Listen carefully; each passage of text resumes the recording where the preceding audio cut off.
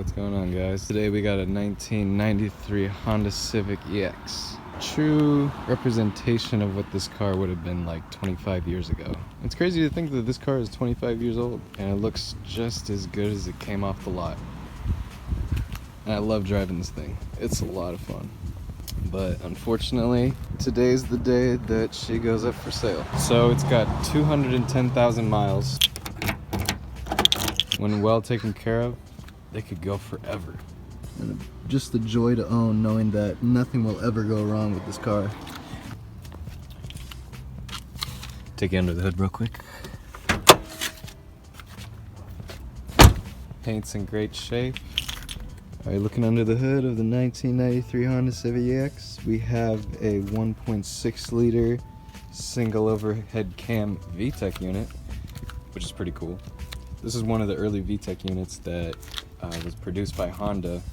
Not the very first one. The first one was in the Acura NSX. And you do see that it doesn't say VTEC on the valve cover itself, but these are actually VTEC units.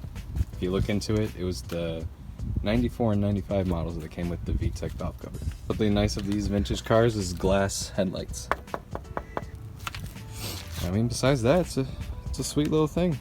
It's a great car for somebody that's looking to start driving a manual. It's very easy to drive, very light inputs everywhere.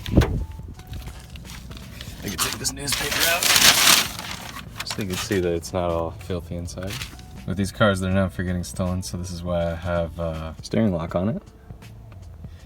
There's the mileage. It's very fun to drive. It's super easy. You could shift it with your finger. Like, just look, just. And there's no crazy slop or anything. It's a really solid shifter. Radio.